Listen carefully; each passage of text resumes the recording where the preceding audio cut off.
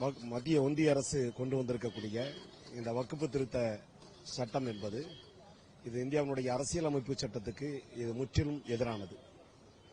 நாட்டினுடைய மதச்சார்பின்மைக்கும் ஜனநாயகத்திற்கும் விரோதமாக இந்த சட்டம் அமல்படுத்தப்பட்டிருக்கிறது என்கிற காரணத்தினால் இஸ்லாமியர்கள் இதை எதிர்த்து போராடுகிறார்கள். இந்த போராட்டம் மிகப்பெரிய போராட்டமாக இந்த சட்டம் திரும்பப் பெறும் வரை முஸ்லீம்கள் மாத்திரமல்ல, இந்த நாட்டில் இருக்கக்கூடிய ஜனநாயக சக்திகள், பல்வேறு மாநிலங்களில் இருக்கக்கூடிய பல்வேறு அரசியல் கட்சிகள் இந்த சட்டத்தை எதிர்த்திருக்கிறது. இந்தியா கூட்டணியில் இருக்கிற பெருவாரியான எம்பிக்கள் இதை எதிர்த்திருக்கிறார்கள். ஏறத்தாழ 232 எம்பிக்களுடைய எதிர்ப்புக்கு இடையில் இந்த சட்டம் நிறைவேற்றப்பட்டிருக்கிறது. எனவே இந்த சட்டம் வெறும் இஸ்லாமியர்கள் மாத்திரம் எதிர்க்கிறார்கள் என்பதை தாண்டி இந்த நாட்டில் இருக்கிற ஜனநாயக சக்திகள் இதை எதிர்க்கிறார்கள், இந்த நாட்டில் இருக்கிற மதசார்பற்ற சக்திகள் இதை எதிர்க்கிறார்கள். எனவே இந்த எதிர்ப்பு இன்னும் வீரியமாகும், மிகப்பெரிய போராட்டமாக மாறும்.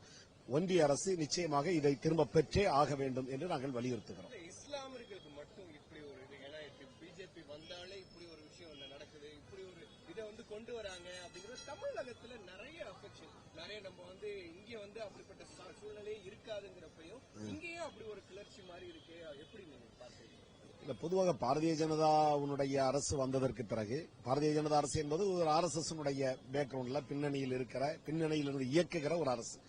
அந்த அரசு ஆட்சி செய்கிற போது இஸ்லாமியர்களுக்கு விரோதமான சட்டங்களை கொண்டு வருவது, கிறிஸ்தவர்களுக்கு விரோதமான சட்டங்களை கொண்டு வருவது, நாட்டில் பதட்டத்தை உருவாக்குவது, இந்த நாட்டை ஒரு இந்து நாடாக மாற்றுவதற்கான முயற்சிகளை மேற்கொள்வது, இதெல்லாம் யதார்த்தமானது. ஏன்னா அது RSS கொள்கை, இது பாரதிய ஜனதாவுடைய கொள்கை. எனவே இந்த RSS அடிப்படை செயல் திட்டங்களை இவர்கள் செயல்படுத்த முயற்சிக்கிற போது நாம் அதை தடுத்து நிறுத்துவதற்காக நாம் போராடுகிறோம். இஸ்லாமியர்கள் என்றைக்குமே வெறும் முஸ்லீம்களுக்காக வேண்டி மட்டும் போராடுவதில்லை, இந்த நாட்டுடைய விடுதலைக்காக போராடிட்டு இருக்கிறாங்க. இந்த நாட்டுடைய ஜனநாயகத்திற்கு பாதிப்பு வரும்போதெல்லாம் இஸ்லாமியர்கள் போராடிட்டு இருக்கிறாங்க. அந்த அடிப்படையில் இது இஸ்லாமியர்களுக்கும் விரோதமானது, ஜனநாயகத்திற்கும் விரோதமானது, மதசார்பின்மைக்கும் விரோதமானது என்கிற அடிப்படையில் இஸ்லாமியர்கள் இதை எதிர்த்து போராடுகிறார்கள்.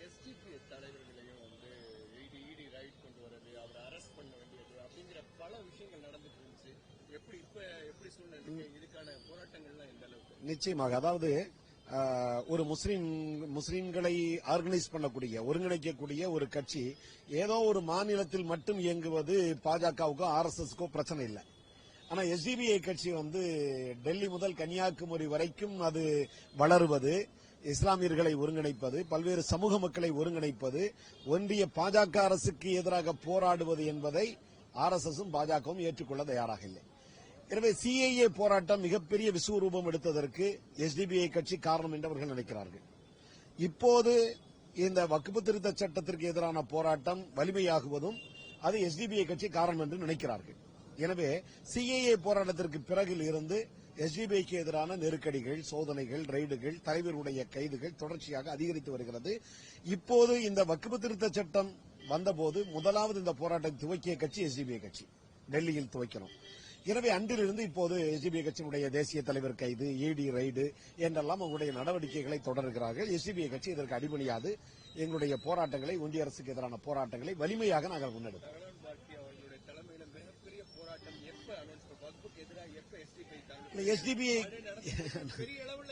இல்ல தொடர்ச்சியாக நடந்துகிட்டு இருக்குது. இன்னும் அதை வீரியமாக முன்னெடுப்பதற்கு அதற்கான முயற்சிகளை நாங்கள் மேற்கொள்வோம்.